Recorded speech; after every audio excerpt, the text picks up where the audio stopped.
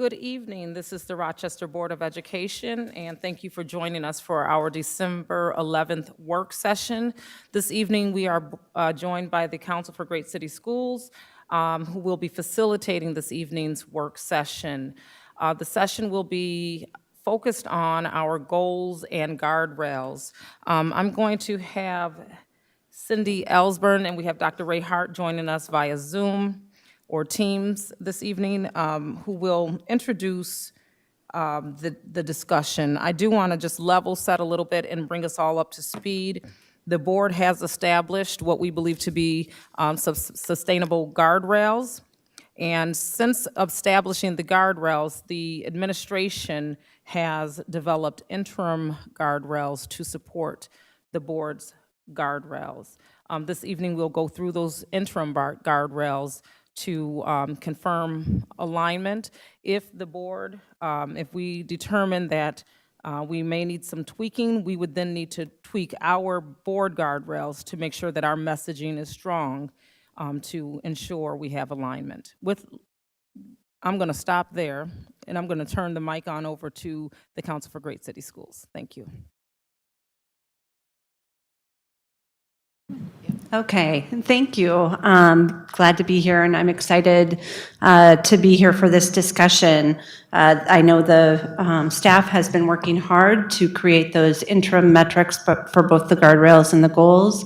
And as President Simmons said, we will be having that facilitated conversation. As you can see, I am here in person and just want to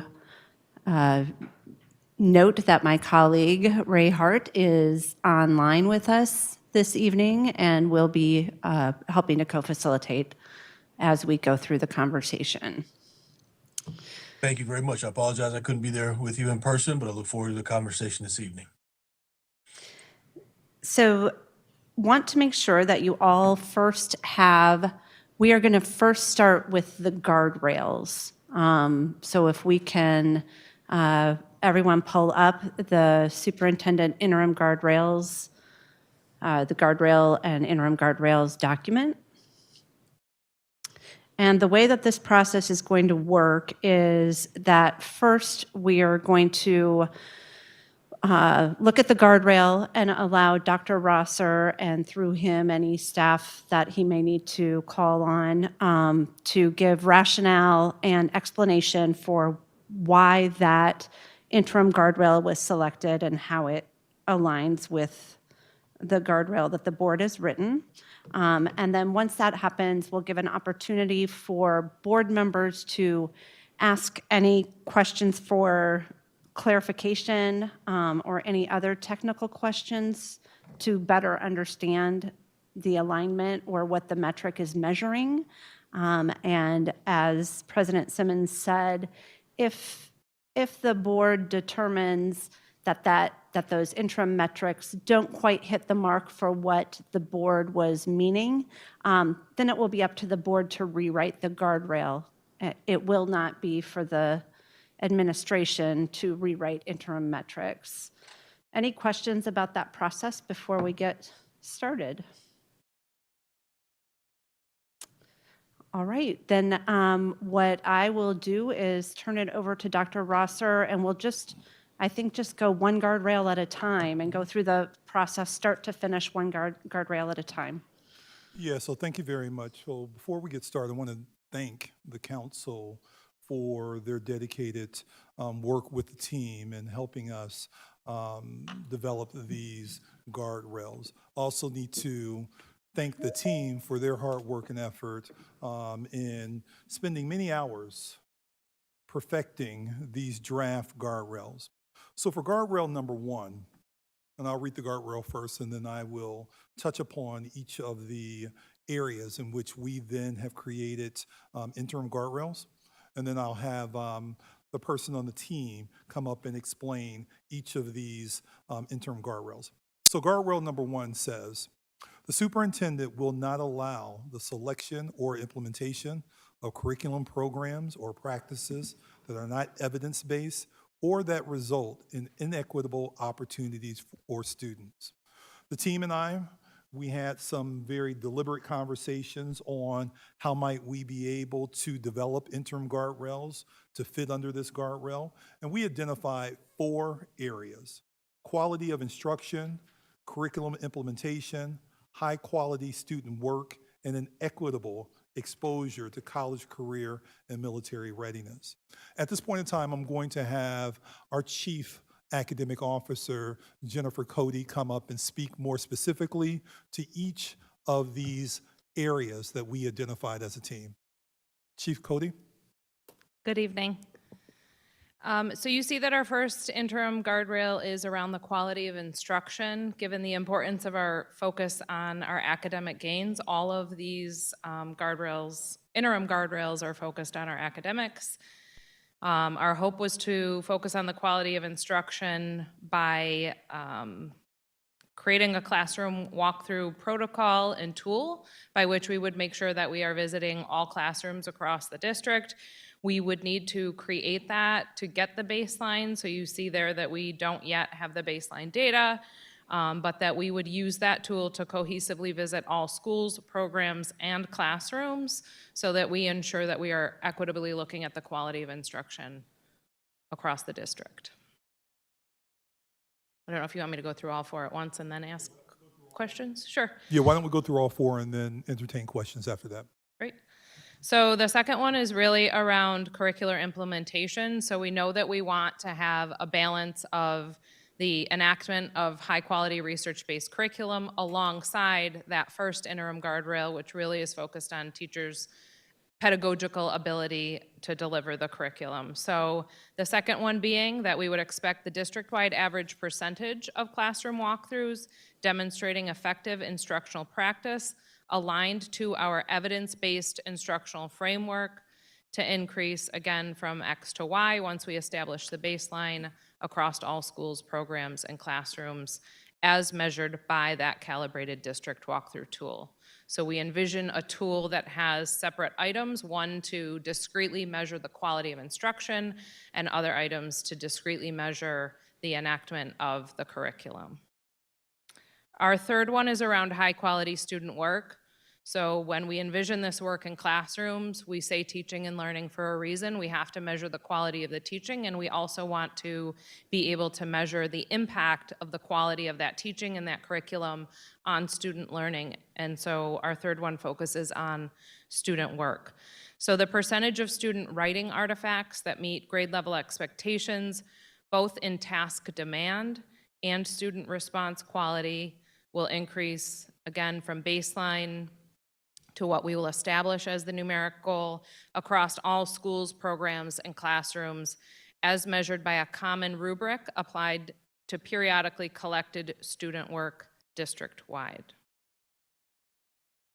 And then our fourth one, in alignment with our focus on college, career, and military readiness, again, looking across our district to increase the equitable opportunities and exposure, would be that the percentage of enrolled students in grades 7 through 12 who receive exposure to the district's full slate of college, career, and military readiness experiences, which is vast and includes things like college visits, career pathways exploration, work-based learning, military informational sessions, as well as dual credit and college career awareness, will increase, again, from, we will establish the baseline through an inventory of what is currently offered, and then we will set the goal to increase that, and we would have a tool in terms of a CCMR exposure index that we would use for that measurement. So thank you very much, Chief Cody. As you can see, commissioners, we have put a lot of work, hard work and effort and thought in identifying these 4 areas. Are there any questions that we could entertain at this moment? I do have one question. It may be more curiosity, and I'm hoping I'm not going into the weeds. Just with the baseline piece, I don't need to know what you're going to do, but you're aware that, so there is a baseline out there. You just need to figure out how to collect that baseline data. Is that what you're, okay, so we're going to establish that. And just, is that something that's going to be a long timeline, do you think, or? For us to establish the baseline? Baseline, yeah. It will vary between each of these 4 areas. Okay.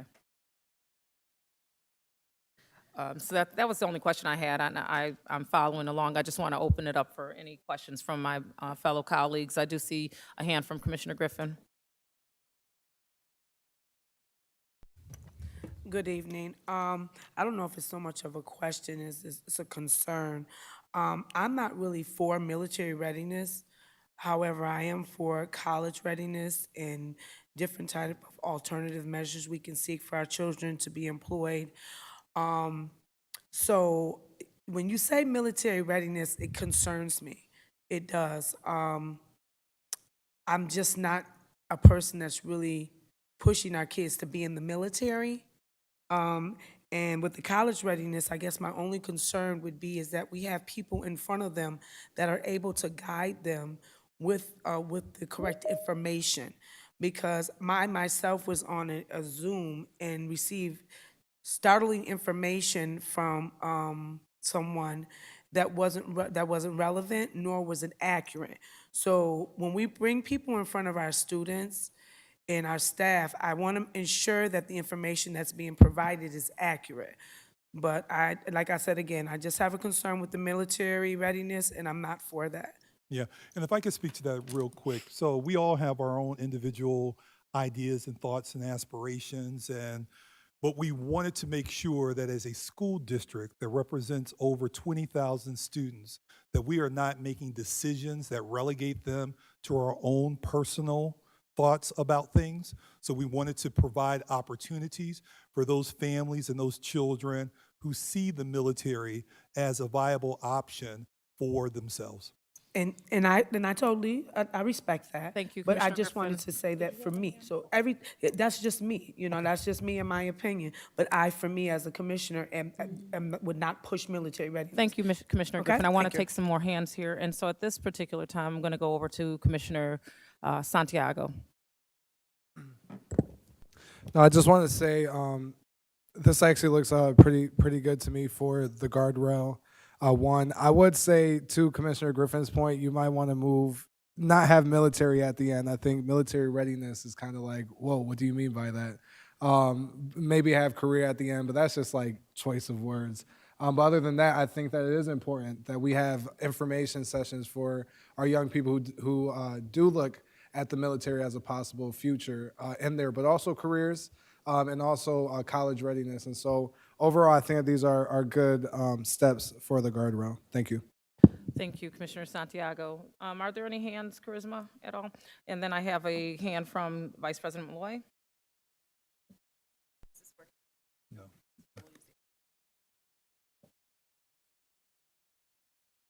Thank you so much. So Dr. Rosser, what I'm wondering is the tool that we're going to be using, so that's going to be K through 12, the same tool, or are we just talking about elementary school classrooms here? The tool for the quality of instruction, that would be a K through 12 tool. Okay, cool. And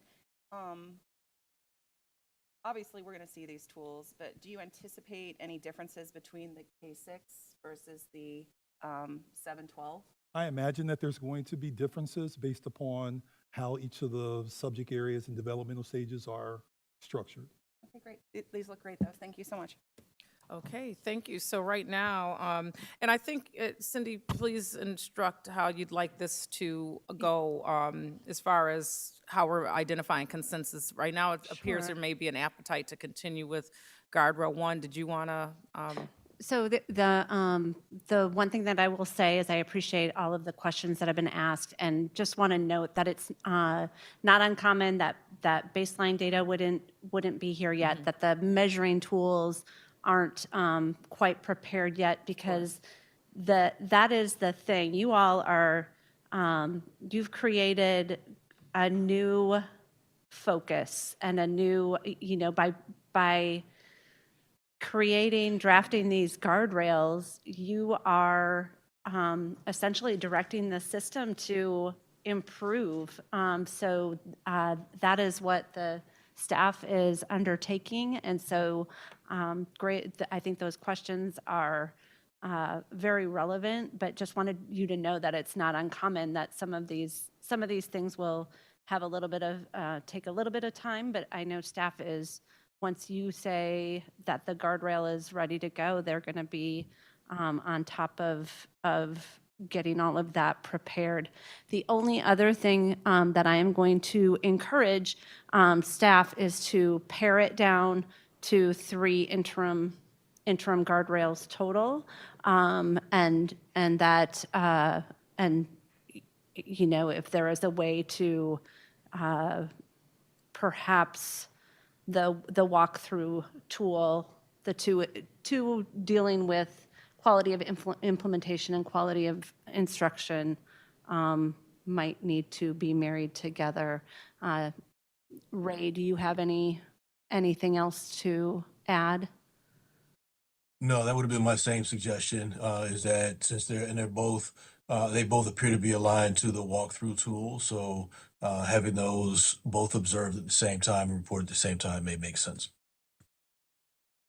So then the next part of the process then would be to ask the board, based on what you see as far as how the superintendent and administration intend to measure and show that this guardrail is being honored, would you modify the guardrail in any way, or would you keep it as it is? I wouldn't, for me personally, I would not modify this guardrail. I do believe that the interim guardrails identified are in alignment with what I understand the guardrail to be communicating, but I defer to my colleagues. Is there anyone that disagrees with that?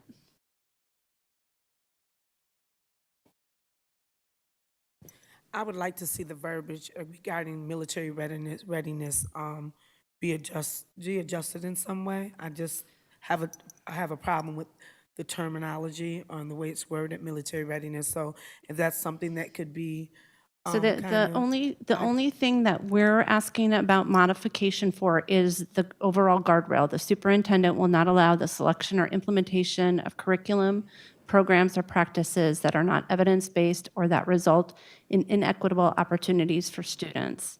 Is there any modification to that language that the board would like to see? I'm sorry. Yep. No, there's no modification to that. I'm sorry. I misunderstood. No, that's okay. Thank you, Cindy. Yeah, no Thank you. worries. Then then I think we can move on to the next guardrail instead of interim guardrails. Okay, thank you very much. So the next board guardrail reads, the superintendent will not allow conditions to compromise the psychological or physical safety of students or staff. We looked at this and identified 2 interim guardrails, the first one being student safety perception, and the second being staff safety perception. So at this point in time, I'm calling up Chief Swan to be able to articulate what each of these interim guardrails speak to. Thank you, Chief Swan. Good evening. There we go. Yeah, so as the superintendent had shared, we had quite a conversation about ensuring both student and staff safety. We're looking to really understand the percentage of students who report feeling safe at school, and safe really looking at both the physical and emotional safety dimensions. We talked about the measure of identifying that information through our district culture and climate survey. At this point, as Cindy shared, we will look to establish baseline data and then measure off of that.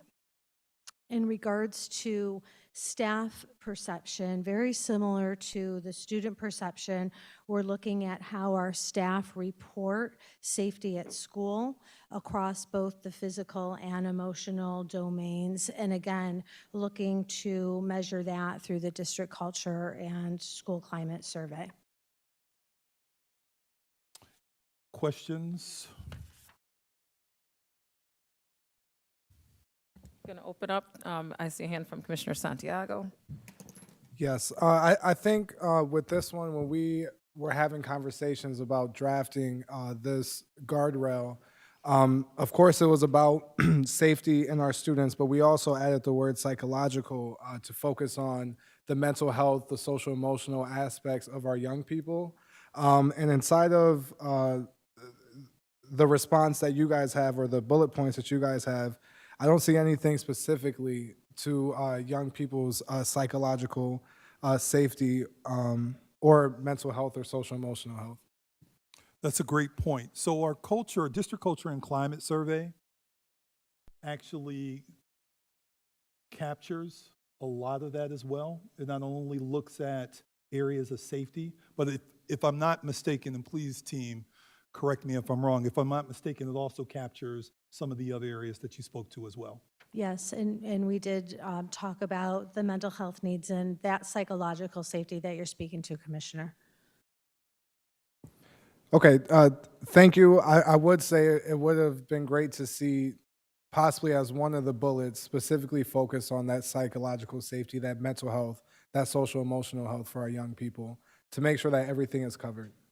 I know that sorry, I know that the survey covers some of that, but it would be great to see one specifically for that. Thank you, guys. So with that, Commissioner Santiago, not to put you on the spot, because I know that if we feel that the language presented in the interim from administration is not being fully captured by what we intended by our overall guardrail, our board guardrail, is there a suggestion you may have for the board guardrail itself that you feel might help us communicate better what we are looking for to hear? Because I hear exactly what you're communicating. I'm not entirely sure. I remember when we had the conversation, we wanted to fit both the safety, and the mental health psychological side in. And so I think in our conversation, we found that this was the best way to word it because this was an extensive conversation that we had specifically on this board guardrail. But if it's an issue that my colleagues agree with, then maybe it will be beneficial for us to change the verbiage in the guardrail to make it more clear. So- But of course, that's not, my colleagues would have to agree with me on that one. Can I just ask a quick question because it may be a matter of semantics? So in the board guardrail, we use the term psychological. In the superintendent's interim guardrail, we use the word emotional safety. Would that, if we were to change that from emotional to psychological, would that then address the concern or the absence of recognizing this as a tool that will actually also capture the psychological safety of our students? I don't believe so, because the reason why we chose psychological, I brought up mental health, and then Commissioner Malloy brought up social emotional health. And so we were just trying to find a word that brought all of it together. But as far as verbiage, if that is something that is done, I don't disagree with it. But I just want to reiterate that when we created this guardrail, part of the conversation of this guardrail was importantly about mental health and social emotional health and psychological health. And so it would have been great to also see a bullet in there specifically about that. Can I, not to further this too much, but do you all think that just simply keeping it as it is, physical, emotional, and psychological, just adding the addition of the word psychological, would that then, or that would not? I would be in support of that, but of course, it's a collective decision. I just want to make, okay, because I want to support, I just want to make sure I'm on the same page. So adding psychological, like you need to see that spelled out, adding the word psychological into what is already here would then probably capture it. I know we're not supposed to tweak their stuff. Yeah. No, I think more of my concern is I believe that it deserves its own bullet point. I don't think that it's just off of Separate one and apart. individual word. Okay, thank you for that clarity. I think I see a hand from Commissioner Griffin. Commissioner Santiago, you were referring to safety along with the social emotional, right? Or did I miss something there? Were you referring to safety as well to be included in that? No, safety is already included. What I'm saying is safety is included, but the other part of this guardrail, which is a psychological, which when we had this conversation was specifically around social emotional health, mental health, Right. and things of that sort. I just don't think that is being emphasized Right. inside the guardrail like we discussed Right. when we created it. Okay, I just wanted to add that I think this is very vague, and that's what I'm having a problem with. It's not giving me enough meat and potatoes to see what you guys are actually doing. and how you're going to go about it. I like to see it, you know, and see how it's gonna happen, see how it's gonna play out. It's just not, I need some more meat and potatoes on here, and maybe I can get it better. I'm old school, okay? I need a little bit more details. And it's always good when you have some information that you've used to give to us, if we could probably see it beforehand, because I think that would limit a lot of questions and concerns that we have, or that I have. Let me speak in first person, that I have. I can't speak for the whole board. But, yeah, I often see sometimes, and with you, not with you so much at all, you usually have a plethora of information. So So this just is, real quick, if Cindy? we can get I'm sorry to interrupt Commissioner Griffin, but just to level set here, a lot of this work has been occurring since we all met last about this. And while these metrics are still pretty fresh, and perhaps what might be helpful in this moment is if and I'm not sure if this would help or if you all have the information at the tips of your fingers.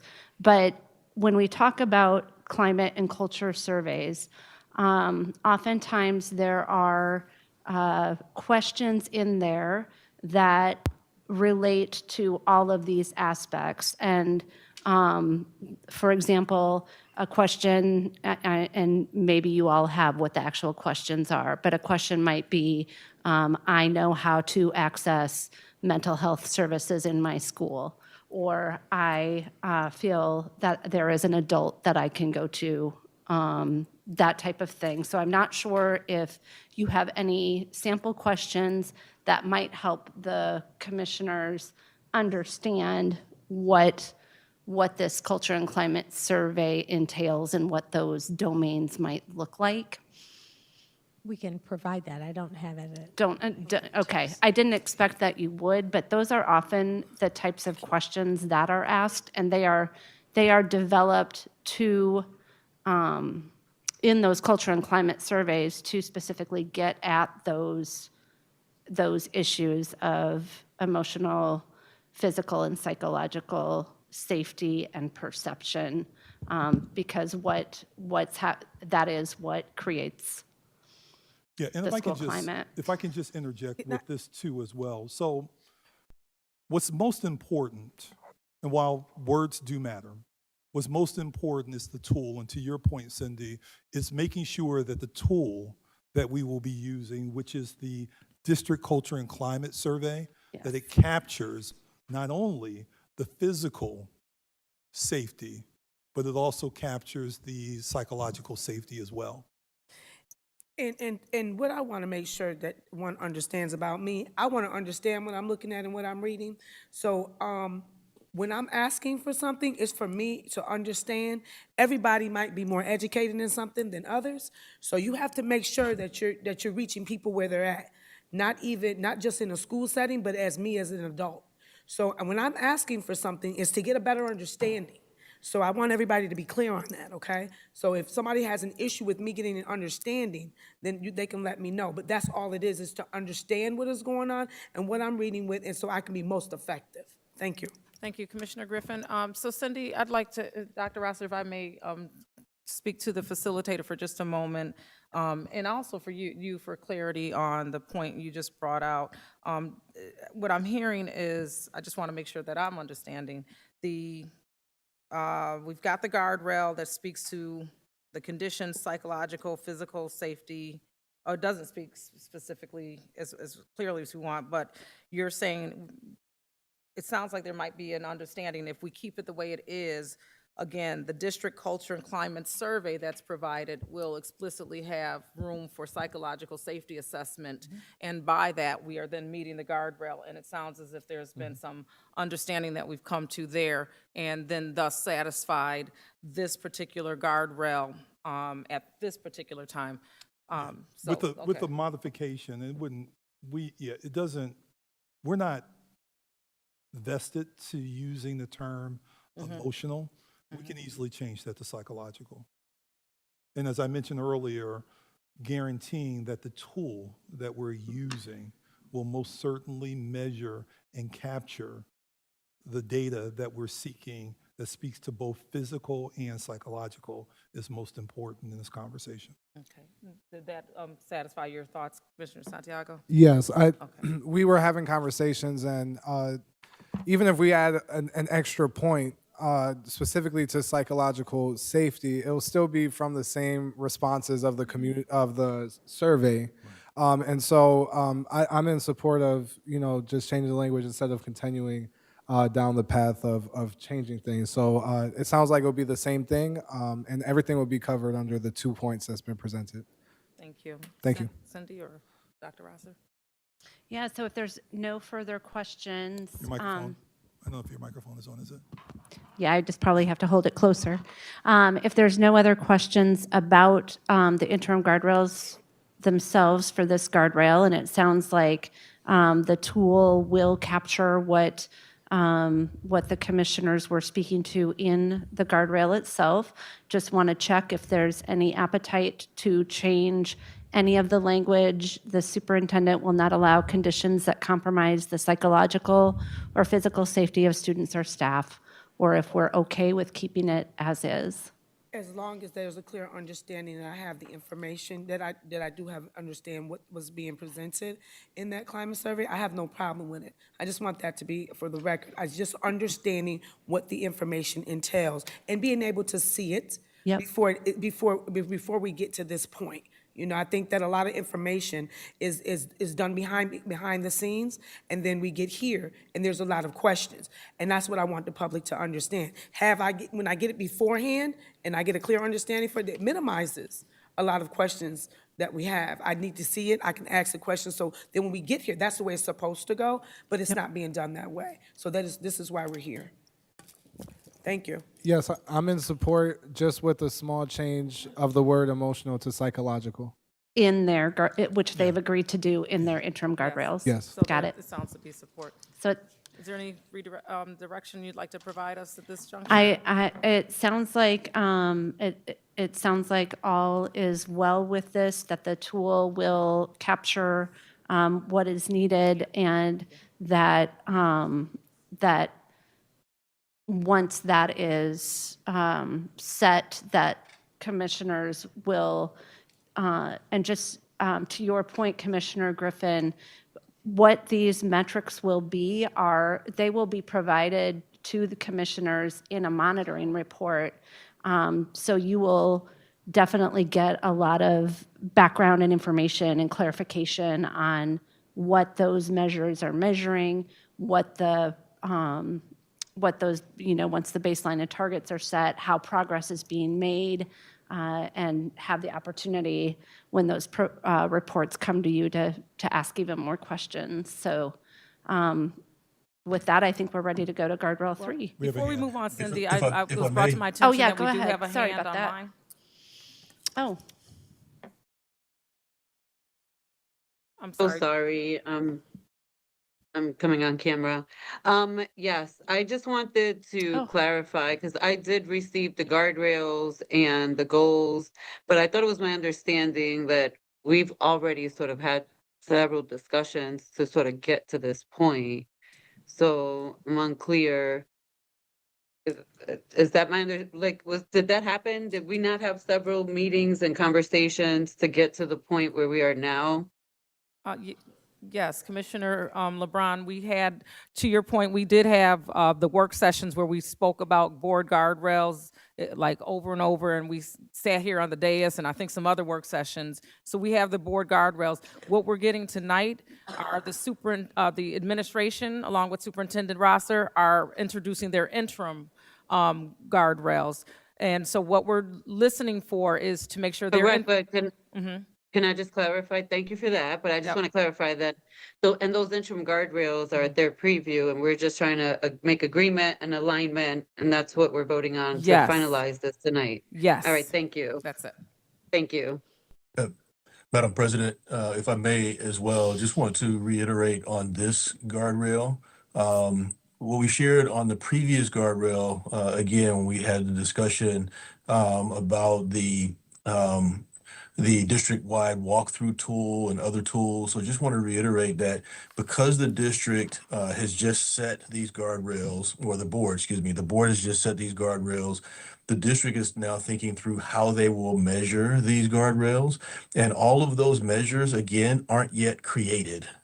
So there may be adjustments in either surveys or walkthrough tools or other measures that will need to be made to ensure that they capture everything that you want in the guardrail. But just want to reiterate that this is what they're proposing and that all of those tools aren't yet finalized. So you won't have necessarily the ability to see all of those tools and what's exactly in them as yet. And I do appreciate that level setting, so that we approach this with some sobriety, because if we don't have baseline data that exists, you do have to work toward establishing that baseline data. So that's a very clear and understandable point, and that may take some time. We want to extend some grace as that happens, and then we recognize, to your point, Dr. Hart, that continuous improvement, those PDSA cycles and all of those type of things will inform how this progresses as we begin to progress monitor. I'm going to turn the mic back over to Cindy. Yeah, we can move on to guardrail 3. Okay, so the last guardrail that the superintendent, that speaks directly to the superintendent is as follows. The superintendent will not exclude the voices of stakeholders impacted by major district decisions. So in our conversations, we wanted to make sure that we uplifted stakeholder voice, and the superintendent interim guardrail that we came up with is as follows. The percentage of stakeholders who participate in district opportunities to provide input on major decisions and reporting having an opportunity to provide input will increase by X percent to Y percent as measured by district surveys. Questions? And let me just say this too. We may need to wordsmith this because we have opportunities in there a few different times, but this gives the general gist of what we're looking to do. Open for questions, and I do see a hand from Commissioner Griffin. Yes, Dr. Rosser, I'm seeing percentages, but I'm not seeing a physical number. Is that a reason why you don't have a number there? Am I missing something? That's a great question. We have to establish baseline. And once we establish baseline, then at that point in time, the numbers will then be presented, and then we would develop the goals from that baseline. Okay, when those baselines are developed, so we're going to approve this, and then when we get the baseline, the percentages are going to be based on the baseline, but that's kind of. Dr. Hart he literally just did that. I'm going to ask Dr. Hart if you could weigh in again for Commissioner Griffin's concern, because that's what he just addressed. So he's going to. I'm sorry if I missed that. Yeah, because I just happened to I'm seeing it. Go ahead. So I just wanted to clarify, the only thing the board is approving tonight is the language that's in your board guardrails. So guardrail 1, guardrail 2, guardrail 3, that's the only thing the board approves. Everything else will be established by the superintendent and the superintendent's team. So your approval is only to say that, yes, there doesn't need to be language changes to our guardrails because the superintendent and their team misinterpreted what we meant in our guardrails. In terms of setting the baselines, again, for each of these, you'll notice that there aren't percentages established yet. That's because the baseline, you've just asked the district to go through this process. So the district hasn't had an opportunity to now do the necessary walkthroughs, et cetera, to establish those figures. So then, when you establish those baselines, Dr. Rosser, then that's where you'll be held accountable. It's like in a superintendent evaluation, because that's where we would be looking at if those percentages are created by You're the correct. baseline. That is what we would say, okay, you didn't meet your baseline. I'm just saying hypothetically, that's what we would be looking at. You're correct. Okay, thank you. So if I can, before we move forward, because as I was sitting here, as I mentioned, when I read this, I saw the use of the term opportunity too many times in one sentence. So I did make a slight modification to this, and I just want to read that modification. The percentage of stakeholders who participate in district events or surveys to provide input on major decisions and report having an opportunity to provide input will increase from X% to Y% as measured by district surveys.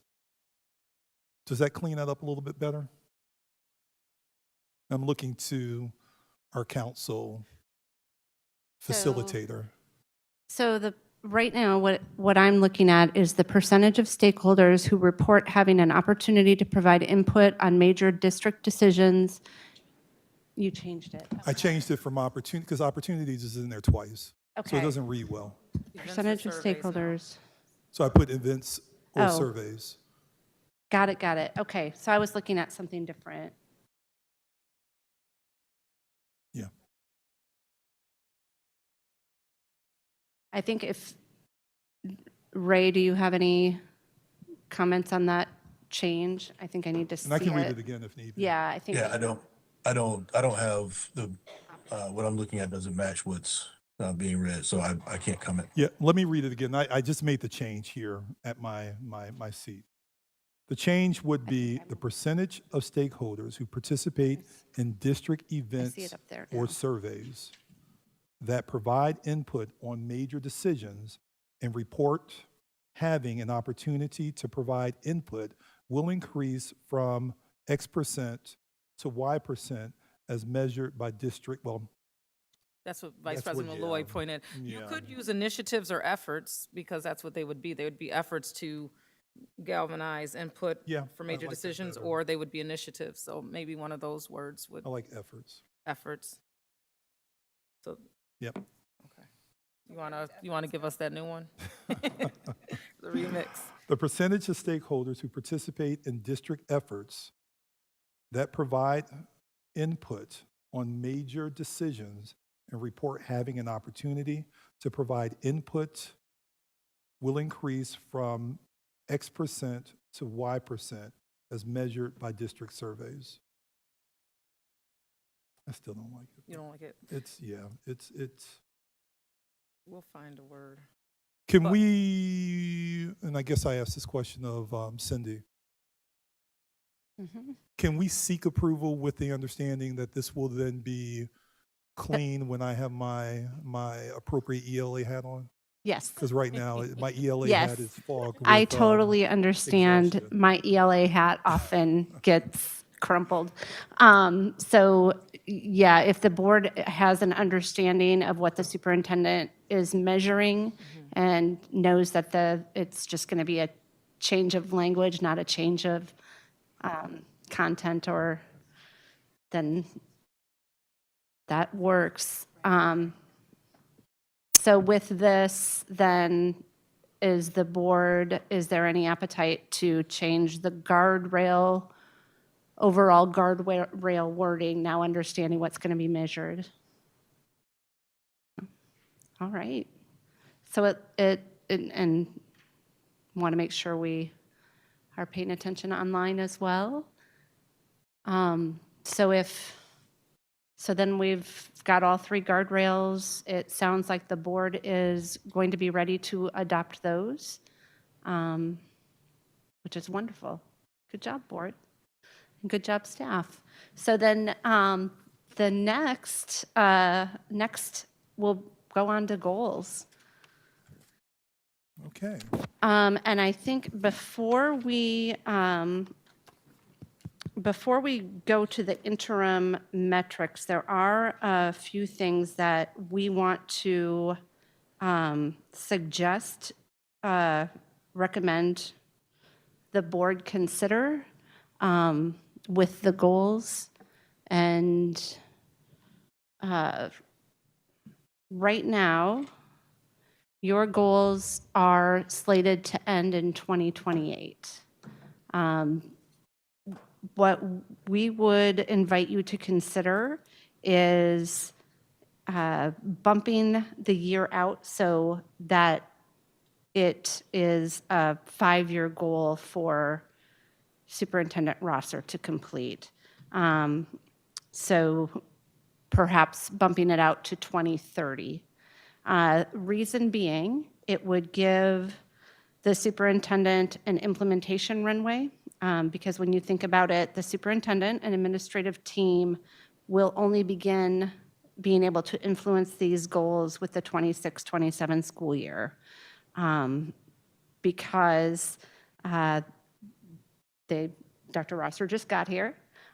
Any planning toward accomplishing these goals was done before he got here. Any budgeting was done before he got here. So the next budget cycle will be the first one that he will be able to influence. And then just considering the complexity of large urban districts, significant improvements definitely require sustained multi-year interventions. So more time would lead to more success, and then a longer timeline would allow for the use of the interim goals to track progress, identify those challenges, and pivot strategies as needed without compromising the long-term vision. So that would be our first recommendation for the board to consider. And I think, would the board be amenable to doing that, to bumping the lifespan out to 2030, to give more time for the achievement? So I'm going to open the dais. Also, Cindy, for clarity, before I open it for discussion, in addition to considering 2030, is there anything around the percentages? Because I know that these are pretty aggressive based on the short timeline we had. Are you saying keep the percentages we have and push it out to 2030, or also reconsider the percentages there? That I am going to Defer to us? defer to Dr. Rosser for recommendations or for his thought if that were to bump out, if the percentages would remain the Yeah, same. unfortunately, I would need to deliberate with my team Yeah. more on that. That's not something that we've discussed. Yeah. In our focus on developing these interim goals. Right, okay, so I'm going to open it up for at least what's on the table now, which is consideration for 2030, because I do know those percentages, especially in the short time we have, are pretty aggressive, and based on where we are, a little unrealistic for the incremental increase we would see. And I know community has weighed in like, whoa, you only want to see 40%, and it's like, we obviously want to see 100% of our students doing well. But when you look at data and progress, that is, how do we hurry up, but do it right as well, right? So I'm going to open up, and I see several hands. Everyone's got something. I want to start online if we have a hand at all. Charisma, I'm just checking. So I'm going to come this way and move down. I'm going to start with you, Commissioner Santiago. No, I'm in support of moving it to 2030 just so we have more time to get everything together and give our new administration time to prepare to reach these goals. Vice President Malloy. Thank you. And if I missed this somehow, if you said this already, Cindy, I do apologize. Part of our SMART goals, I'm just noticing that our actual goals have the start date, and so we do need to include those. That was going to be on my this next. paper as is well. the goal Just because the start date format. would then be Yeah. September 2026, right, and pushing it out to 2030, which I am in support of. But when you have SMART goals, you've got to have that baseline start date as So well. you said that's next? Yeah. Well, that's the other piece is, Okay. to have that the start date, so month, year, end date, month, year. And Yeah. currently, it reads 2023, which Dr. Rosser was not here when we started these goals, so. Yeah. Thank you. Commissioner Griffin? I guess I would be amenable to it, but my concern is going to be based on the reoccurring percentages that we have in certain areas that I feel we have not yet made changes in those areas of instruction or curriculum in meeting the goals effectively, even by 2013 or 2030, even if at all. So I've seen over the last several years that we have not been diligent or been successful in reaching our math goals and ELA goals and, those type of things. So I guess that, yeah, it would be good to do 2030, but we're not making changes where we need to even reach the minimum. And that's within the curriculum, I must say. So yeah, we can do it, but what are we gonna do with the curriculum portion of it to make sure that we're reaching the goals yearly? So I'm glad you asked that, because after we have this discussion, we're going to talk about those interim goals that the administration has been working on, which are, the board will get reports on all of these goals frequently throughout the year to show if progress is being made toward them by using those interim goals. And that is, that's the power of the board setting goals, not just setting goals, but monitoring them frequently and spending their time focused on those student outcomes.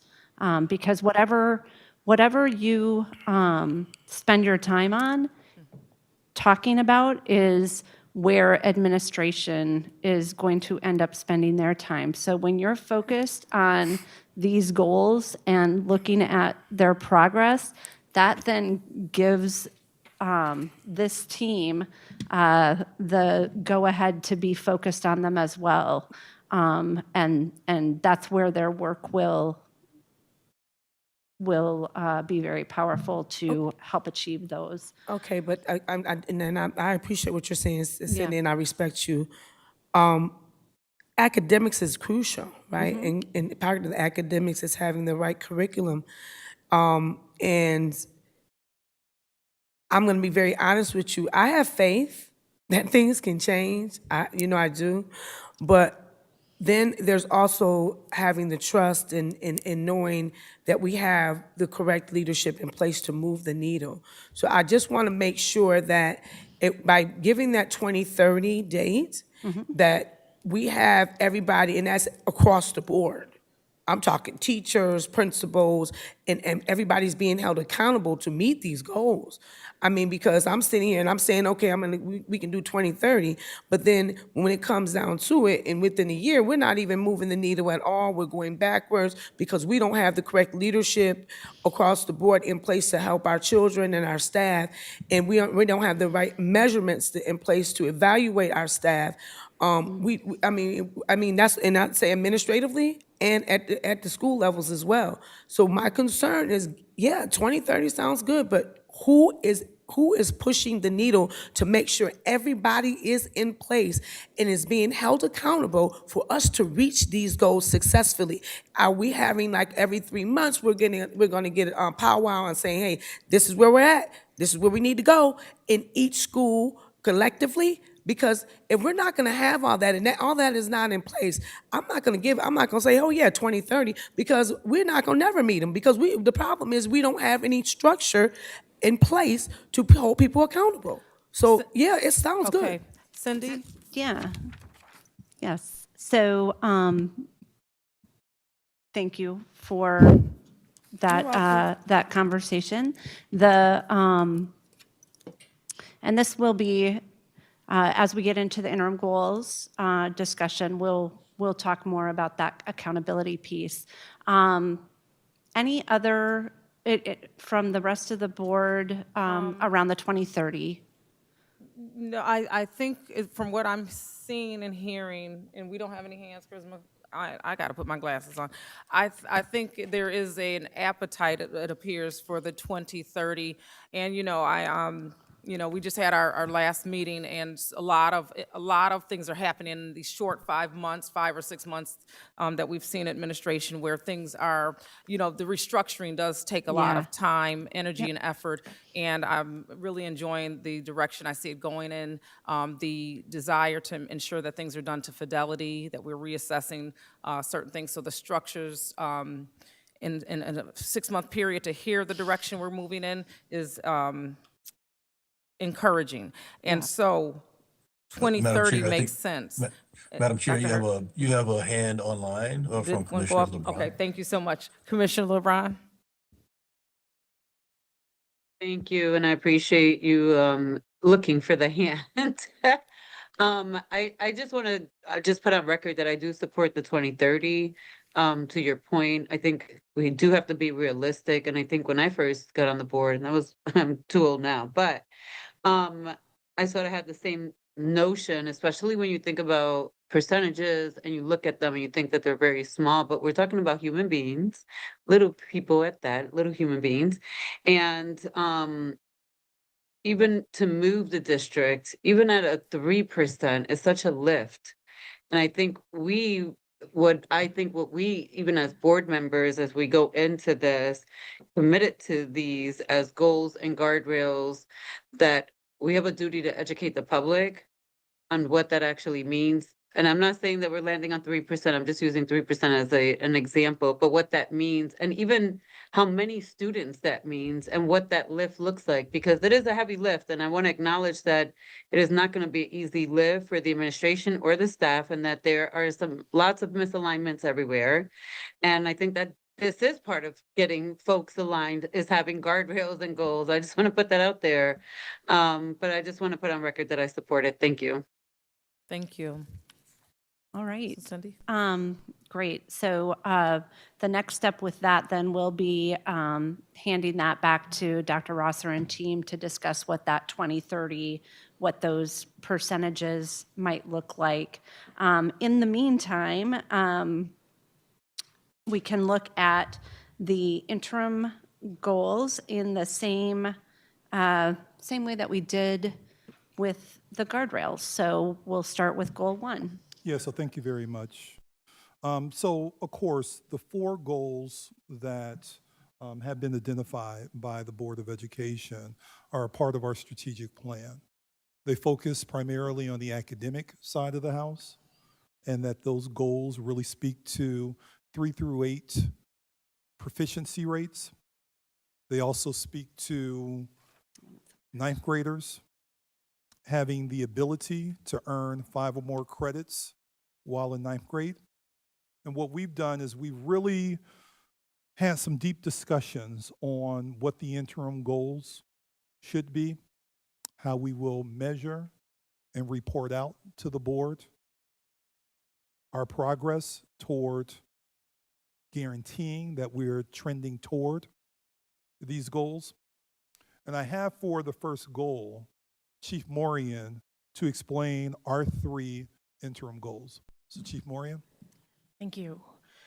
All right, so goal number 1 is increasing the percentage of students in grades 3 through 8 who are proficient on the New York State ELA assessment from 16 to 30. And kind of what you were saying, we need a way to monitor that goal. It's a year-end goal, so we need to have goals that we monitor throughout the year. The interim goals will allow for us to do that. The first interim goal is the percentage of students passing in 4th through 5th, demonstrating standard mastery in English language arts on the CFAs, which is our common formative assessment. And we just started our first round of administering them now, so we're just starting that baseline data. We'll increase from X to Y by the end of the year. We'll have that baseline and we'll be able to fill in those numbers shortly. The second one is the percentage of students in grades 6 through 8 demonstrating mastery in English language arts and the common formative assessment.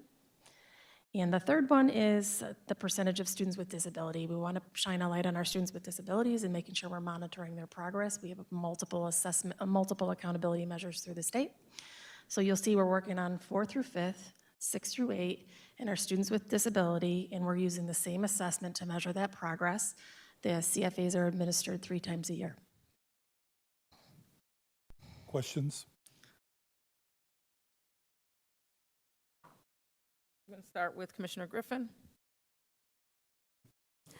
Thank you, Ms. Moran, for that information. I have 2 questions. How many questions were used in the Common Informative Assessment, and how did you get the questions? How were they derived? We just went through a process to revise our CFAs. We've had them in the past, and they needed a lot of revision. So our assessment team in Teaching and Learning Department rewrote the CFAs. We're administering them for the first time with a new version. They're all based on state standards. So what we know that if kids know their standards, when they go to take that state exam, they're going to do better. So we picked 4 standards. R2, R3, R4, and in writing 1. And we're measuring the same 4 standards 3 times over the course of the year. So if we give the first administration and we recognize kids score 40% on them, we create action plans with our teams. So the next time we administer it, that score goes up from 40%. And at the end of it, our goal is those, if they know their standards, the state performance will increase. Before we continue, Cindy, I want to get some instruction and direction from you and clarity on what we're doing right now. So I think that would be considered a technical question to understand what the CFA is measuring. So that getting clarity on what the measuring tool is a question for clarity. But as far as questioning to change it, the board doesn't change the interim goals, just the overall goal. Okay, I just wanted to get that clarity. Commissioner Griffin, Yeah. I know you had another follow-up to that. Mike, I apologize. You had that, the other part was how many questions were part of this assessment? It varies by grade level, but we can get that information to you for sure. Okay, I would just like to see that, to see what it looks like. Thank you so much. Absolutely. Commissioner Santiago? Yes, thank you for that clarification. I think that is a really good question as far as how you guys will be measuring the data. But I just wanted to share my support and, of course, give you guys a shout out specifically about the third bullet with focusing on our students with disability. I think that's extremely important. So just want to thank you guys for that. Thank you. Thank you. Vice President Malloy? Yeah, I'm fully in support of these. I think it's wonderful that we're using our CFAs in this manner and that things are slowly but surely becoming more standards-based and more consistent across the district. So this provides that consistency that that we've lacked in the past. It's just going to provide us with some really good baselines for our students to monitor that progress. So thank you. Absolutely. Can I just? So one of the things I do want to point out, particularly for those who are listening online and maybe following along, the reason you heard us say in the first bullet point, the percentage of students in grades 4 through 5 demonstrating standards mastery in ELA was purposeful because goal 1B actually measures third grade. So we wanted to make sure that we were not measuring it twice, which is why we separated 4, 5, 6, 8, and then once we get to goal 1B, we will then discuss the third graders. Just wanted to make that point of clarity, particularly for those who are listening online and taking note. Awesome. I don't have any questions right now. Thank you very much, Chief You're Moria. welcome. So the next one, and I see my dear friend and Chief Blocker coming up. The next one, goal 1B, all students reading by third grade, increase the percentage of students proficient in third grade New York State ELA from 15% to 50%. Chief Blocker? Good evening, everyone. The percentage of students demonstrating standards mastery in English language arts on the CFAs will increase from blank to blank as measured by district-wide CFA data aligned to the New York State ELA learning standards, as Chief Morian just shared. The second one is the percentage of first and second grade students learning English as a new language that are demonstrating standards mastery in ELA on the common formative assessments. And that will be measured by the district-wide data. And the third one is the percentage of first and second grade students demonstrating proficiency with foundational reading skills on the CFAs, increasing them from blank to blank based on the CFA data aligned to the New York State ELA learning standards. We felt that it was critical that we're not looking at third grade and thinking that if we only focus on third grade, we're going to have an outcome for third grade. So we focused on first and second grade, And just as Rhonda said in the previous one, we focused on students with exceptionalities. On this particular one, we're focusing on English as new language learners, so that our goals are reflective and comprehensive of every student that we service, not only certain populations. Thank you, Chief Blocker. Questions? Okay, I'm going to start with Vice President Malloy. This just makes me so happy. I really love the fact that we're looking at such a diverse array of students, and by analyzing data from all these populations, just going to give us some very valuable information. I love that we had students with exceptionalities, as you said, included in that first one that was just presented, or the third one from the prior interim goal, but also clearly measuring our L students, and that language acquisition. I think these are measurements that we haven't had before, and we have such a large percentage of our students who have some exceptionalities or are English language learners. Having access to this is going to be really helpful for the board as we continue to progress monitor these goals. So thank you. Thank you. Commissioner Santiago? Yeah, first of all, shout out to you guys. I think that you guys did a really good job ensuring that everybody is covered. And a lot of times you see historically, sometimes certain groups of people are overlooked. And so it's good to see that they're recognized inside of these guardrails. And I'm excited to see the progress throughout the next 4 years. But I do have a question, next 4 to 5 years. I do have a question for clarity. The interim goals, right now I see inside of the draft that the timeline is 2025 by June 28, which is at the end of the timeline. I believe in our conversations, unless it's another type of goal, but I thought the interim goal were more on a year-to-year basis. So interim goals last 1 to 3 years. Okay. So they're shorter term than the overall goal. And yeah, so this falls within that parameter. And so when we change from 25 to 28 to 2030, these will be moved to a 3-year basis. Well, they're already in a 3-year basis. Yeah, but so it will they'll stay fit. like that. They'll fit within that if the administration chooses to leave them 3 years, but we recommend 3 years max. Okay. Thank you. Commissioner Griffin, do you have any? Okay. Yeah, it looks like you guys went into the war room. It's very clear that there's a lot of intentionality put into how you discovered, came about these interims. I'm going to turn the mic back over to Superintendent Rosser at this time. Okay, so for the next one, moseying forward. Our next goal, 1C, and Chief Cody is going to return to the mic. Increase the percentage of students in grades 3 through 8 who are proficient on the New York State math assessment from 14% to 40%. Chief Cody? So you're going to see a lot of parallels from goal 1A with 1C. You had parallels in your goal, and so we paralleled that with our interim goals as well. So interim goal 1, the percentage of students in grades 4 to 5 demonstrating standards mastery in mathematics on the common formative assessments will increase from X to Y as measured by the district-wide CFA data aligned with the New York State mathematics learning standards.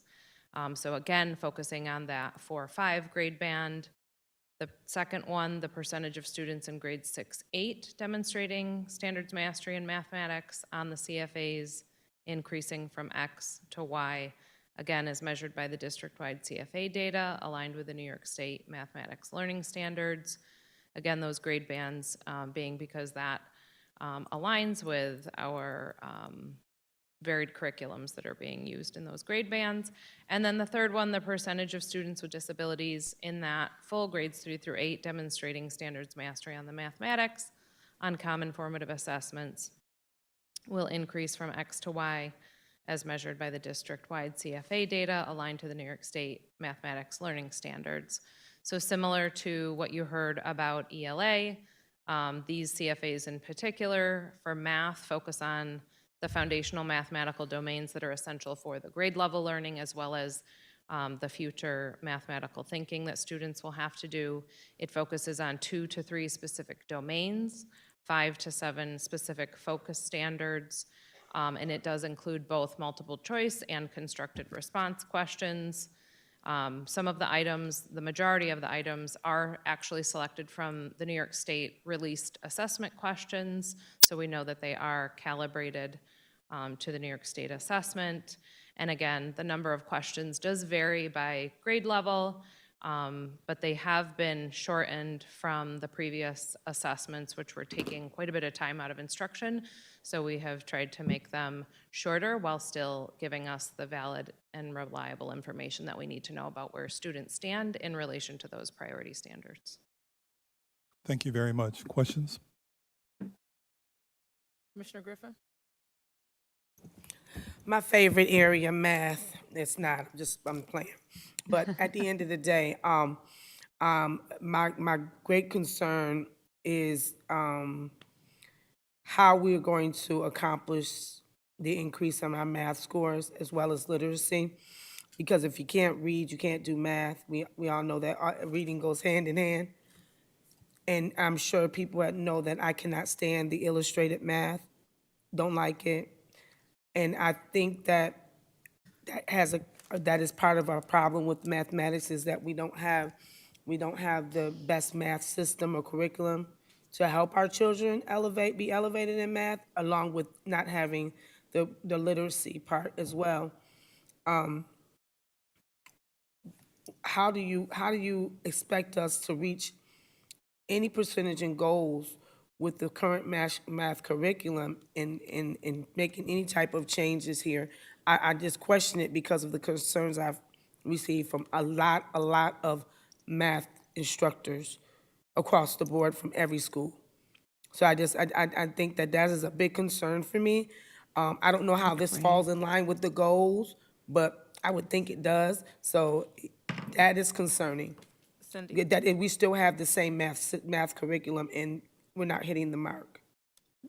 Cindy? So the question you just asked, Commissioner Griffin, is an example of a question that we would anticipate, a how question, when the administration actually brings a monitoring report forward.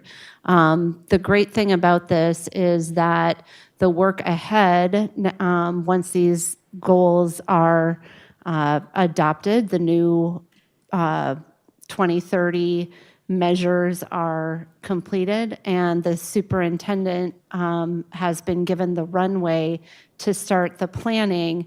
That alignment and all of that work is going to be the work of the district, and they will very much be getting into the how of making these marks, and which is what you've hired the superintendent to do.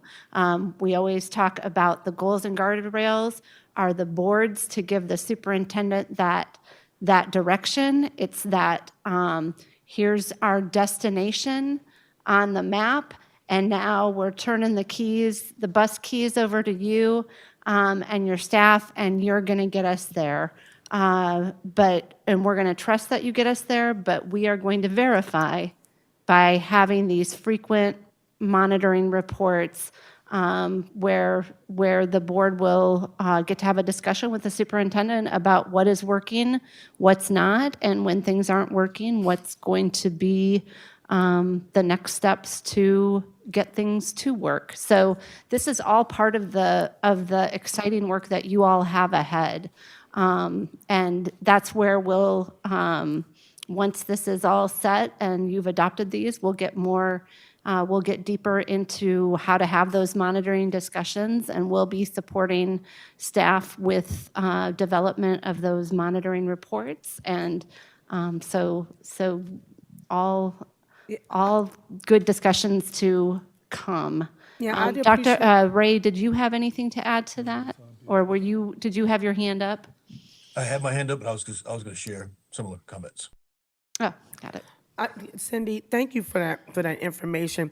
I just want to refer this to Dr. Rosser. So you're planning on, because the problem is that we have to approve these curriculums, right? They come through. Don't we have to approve them, or do we not approve or pass a resolution for curriculum? Do we do that?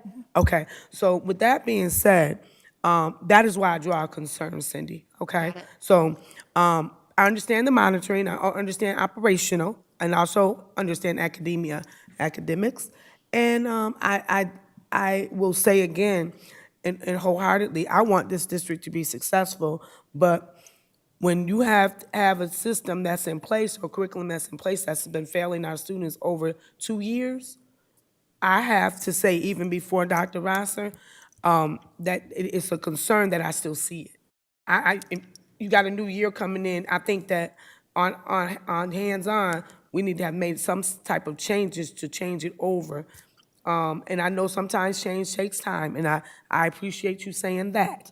But I also have to voice my concern. So everything I say is a concern, and it doesn't always deserve an answer from you, because I'm voicing it so it's heard and understood that these are my areas of concern, and maybe we need to address them. So I just want to make sure that we understand that from me, okay? Because I think it needs to be said. Because this is a goal. These are things that we have to meet. But I appreciate your response. Thank you. It's 7:20. I do want to do a time check on this particular discussion, as I think it is something we can get through this evening. And I want to bring us back to what the focus is, which is to confirm that the interim goals, what we're looking to do is make sure they align with the overall goals that we have here. So with that said, I would like to move down the line, and I have a hand on the Zoom or the teams as well. So I'm going to go to Vice President Malloy, then Santiago, then LeBron. Thank you. One of the points that Commissioner Griffin brought up that I think is really pertinent here is, if you can't read, you can't do math. If you look at our state exams in the last few years, they are no longer content-based, they are skills-based exams. And so I think what these CFAs do, and which is why I'm so happy to see as an educator, the use of CFAs to meet these goals is that we are teaching, or our teachers will be teaching, skills-based instruction that's standards-based and not just content-based. So it really doesn't matter what curriculum you're using. If you're teaching those skills, kids are going to be successful down the road. So thank you so much, and I agree with what I'm seeing here. Thank you. Before we continue on, Dr. Rosser just wanted to Yeah, make I just one wanted point. to point out, in our work today, we did make a lot of modifications to this today based upon a long meeting we had yesterday. And I do want to point out that in Goal 1C, that first interim goal should read the percentage of students in grades 3 through 5, not 4 through 5. So it should say 3. In the first bullet, where it says 4 through 5, it should say 3 to 5. Because unlike the ELA, we don't have a specific third grade goal. Just a quick clarifying question. For the blank percentages, will we have another opportunity to accept this around the time that those percentages are put in? So what you are going to be voting to accept are the overall goals, and I would recommend that before you do that, you give Dr. Rosser and the team an opportunity to have the discussion and do the work around figuring out where that any percentage should lie. So it'll be on there before we officially vote to accept this.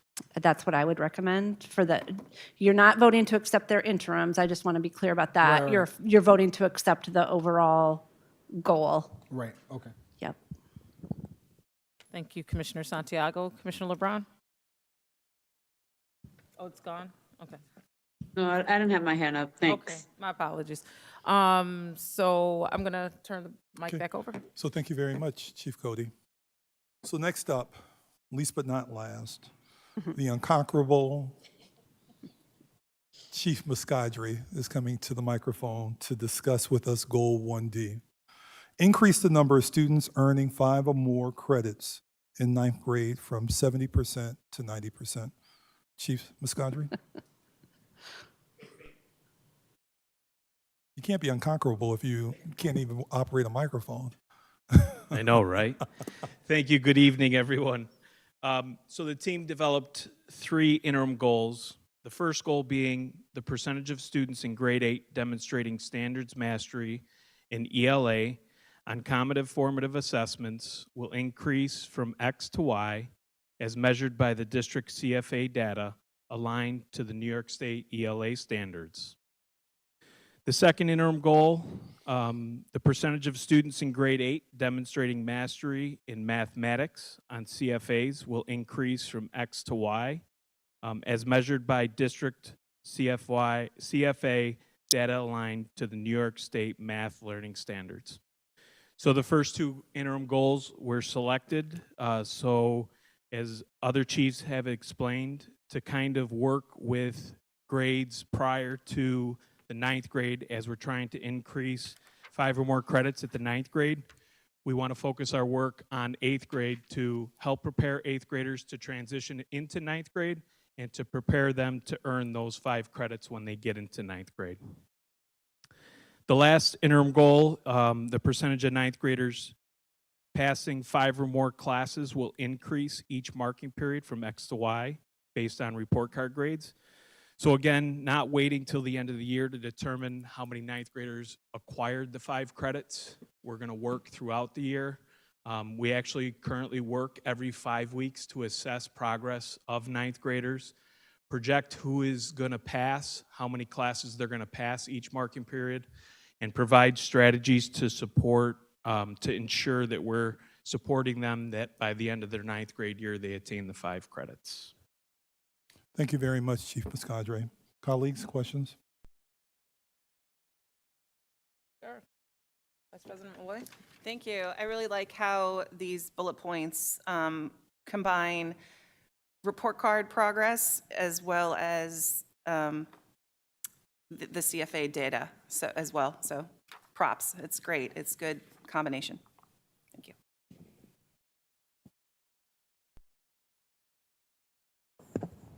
Okay, thank you. Any other hands? Yeah. Commissioner Elliott? So for the third bullet, I thought the data also showed, talked about, and maybe I'm not, maybe it doesn't need to be in here, but I'm thinking about the one Regents course that 9th graders need to pass in order to be on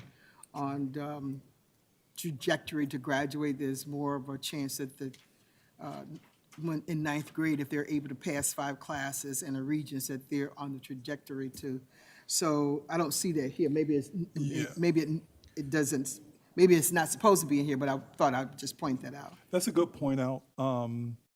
We were hyper-focused on the credit piece, and while we do know that beyond the necessary credits that every student needs to in order to graduate from a New York State high school, they also, at this point in time, also need to pass certain Regents.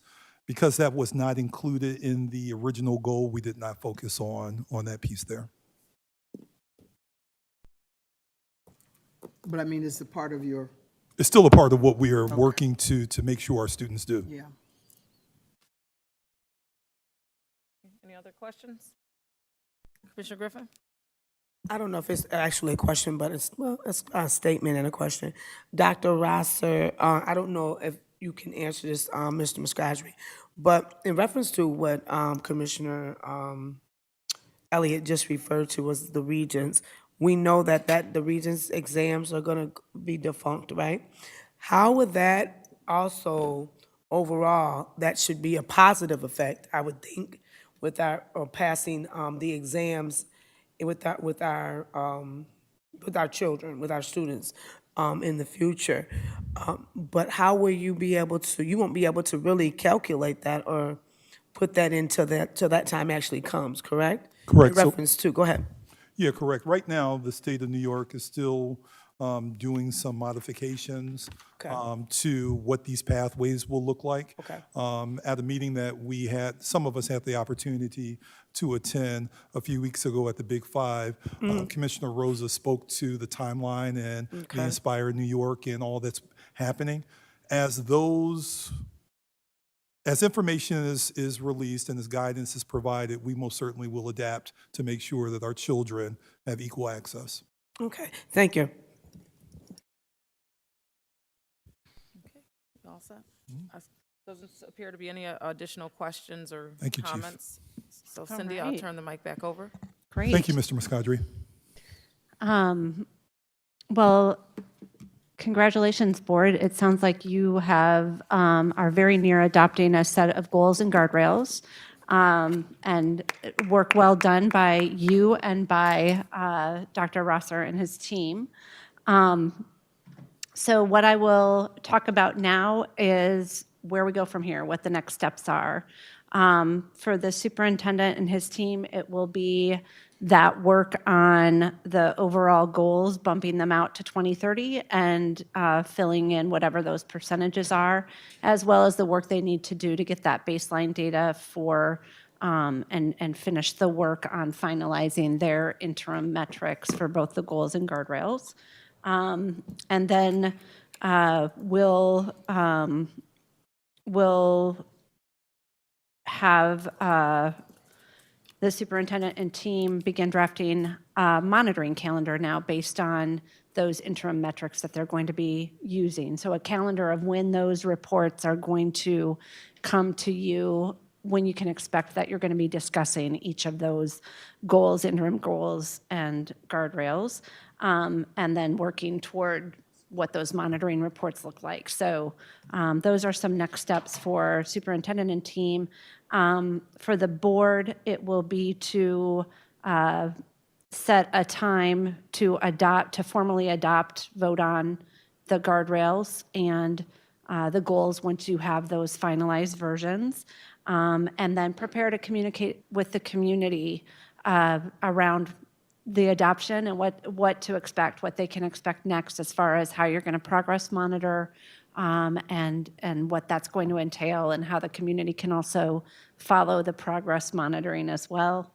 And we can support, Ray and I can support in anything you need as far as crafting that communication. And then we'll continue working through all the other deliverables for the board to continue supporting this work, and then would like to calendar one of our next sessions that we come for to be about the board's guardrails for the board, and have that discussion so that you can be in a place to adopt those as well. We'll stick with it, okay. Yes. Any That's amazing. questions about those next steps? And I'm happy to follow up with an email with all of that as well. No, I think that was very clear. It's exciting. I think we're making some progress, good You are. progress. So is this the end of the meeting? It is. Because if you all want to leave us with some parting words, wisdom, so we can go just to bed or wherever we need to go, I would go ahead and Dr. Hart, Cindy, help us out.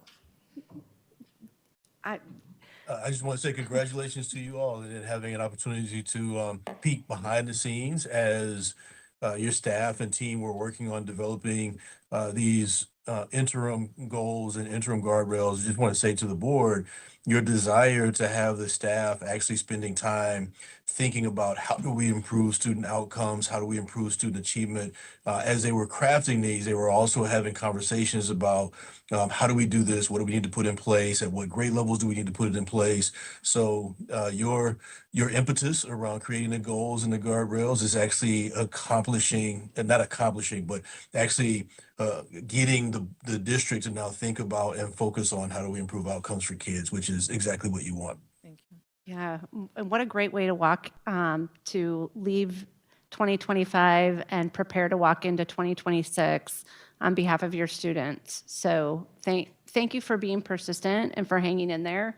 And I'm going to thank you in advance for being diligent about the work ahead. Well, we appreciate your expertise, and it would be remiss of me not to acknowledge our state monitor, who, would you like to at least talk about how important it is that we establish this in correlation with the academic plan and those pieces? Thank you, President Simmons. Again, I would like to join Dr. Hart and Cindy to commend the superintendent and the staff for the work that they have done, especially during the last 2 days that I have joined them to work on this guardrails and the goals. There's a lot of work that needs to be done. Great questions were asked this evening, but if we continue to focus on student outcomes, on student achievement, we will reach these goals. We need to leave behind some of the areas that are not focusing on students and continue to think about our 20,000 plus students that we have in the district. Continue to believe in our students, our staff, and the things that we need to do to move the district forward.